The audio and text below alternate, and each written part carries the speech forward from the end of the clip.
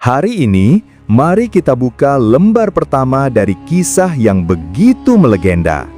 Kisah tentang dua raja bersaudara, Raja Syahriar dan Raja Syahzaman.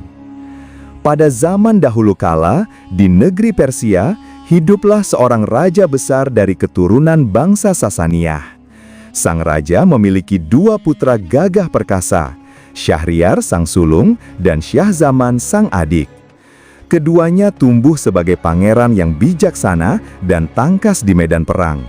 Setelah ayahanda mereka wafat, kerajaan pun diwariskan kepada Syahriar sang kakak.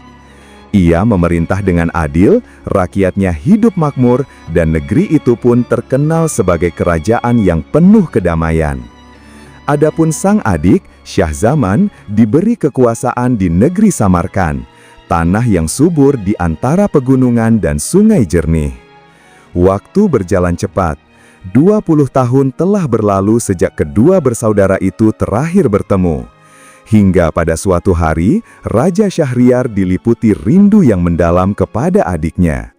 Ia pun memanggil wazirnya dan berkata, "Pergilah ke Samarkand, sampaikan rinduku pada saudaraku dan mintalah ia datang kemari."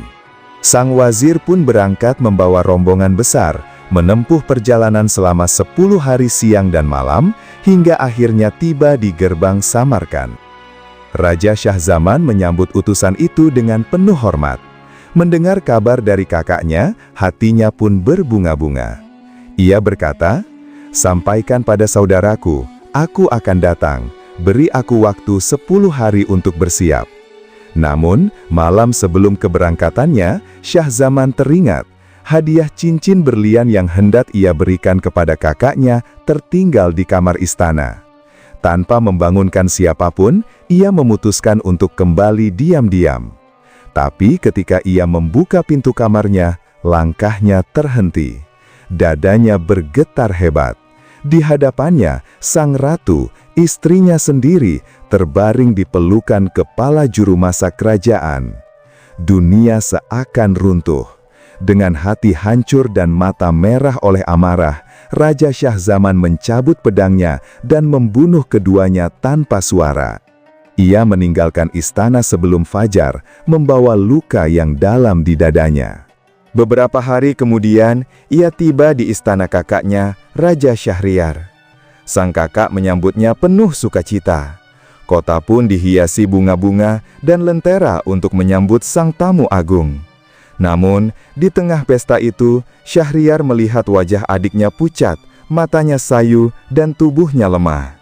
Ia bertanya lembut, "Wahai saudaraku, apa yang membuatmu murung?" Namun Syahzaman tak menjawab.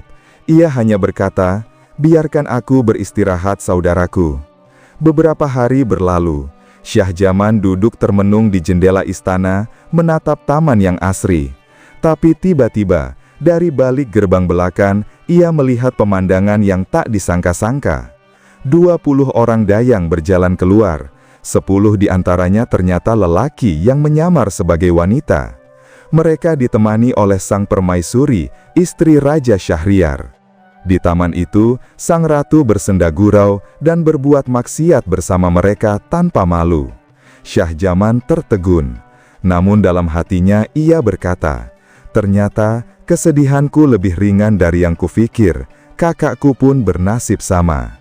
Sejak hari itu, ia mulai makan, minum, dan berwajah cerah kembali. Melihat perubahan itu, Syahriar bertanya, "Wahai saudaraku, wajahmu kini berseri. Katakan padaku, apa yang membuatmu sembuh dari kesedihanmu?" Maka Syahzaman pun menceritakan segalanya, tentang permaisuri Syahriar dan dayang-dayangnya. Mendengar itu, Syahriar terdiam, wajahnya merah padam. "Aku harus melihatnya sendiri," katanya geram. Keesokan harinya, ia berpura-pura pergi berburu, namun kembali diam-diam dan bersembunyi bersama adiknya. Dari jendela, ia menyaksikan dengan mata kepalanya sendiri pengkhianatan sang permaisuri. Amarahnya membara.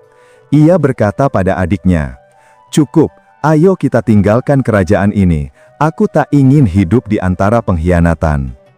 Mereka berdua pun pergi, mengembara ke padang luas di tepi laut.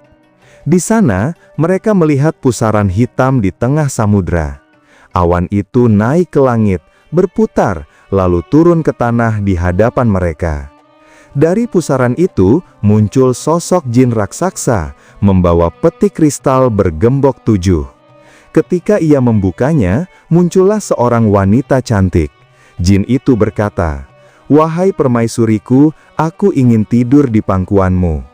Begitu jin itu terlelap, wanita itu menatap ke atas dan melihat kedua raja bersembunyi di atas pohon. Ia berbisik, "Turun kalian, atau akan kubangunkan jin ini." Tak punya pilihan, keduanya turun. Wanita itu lalu memaksa mereka tidur bersamanya. Setelah selesai, ia mengeluarkan kalung berisi 570 cincin dan berkata, "Setiap cincin ini adalah milik pria yang pernah bersamaku. Meski aku disimpan oleh jin ini di dasar laut dan dikunci 7 gembok baja." Kedua raja terdiam. Mereka pun sadar, tak ada benteng yang bisa menahan nafsu wanita jika tak dikawal iman dan akhlak. Maka keduanya pulang ke negeri masing-masing. Raja Syahriar berkata, "Mulai hari ini, aku tak akan percaya lagi pada wanita. Setiap malam aku akan menikahi seorang gadis, dan esoknya aku akan memenggal kepalanya." Dan begitulah yang terjadi. Setiap malam, seorang gadis dinikahi dan pagi harinya dibunuh. Tahun demi tahun berlalu hingga seluruh negeri kehabisan gadis. Tangis dan doa melangit. Orang-orang lari meninggalkan negeri itu, takut anak perempuan mereka jadi korban berikutnya. Sampai pada suatu hari, ketika sang wazir tak lagi menemukan gadis untuk dipersembahkan, ia pun pulang dengan wajah pucat ke istana. Dan disinilah, sahabat malam, awal mula munculnya sosok bijak dan pemberani bernama Syahrazad, putri sang wazir, yang akan mengubah takdir sang raja dengan kisah, dengan kata, dan dengan cinta. Tapi itu akan kita lanjutkan di kisah berikutnya.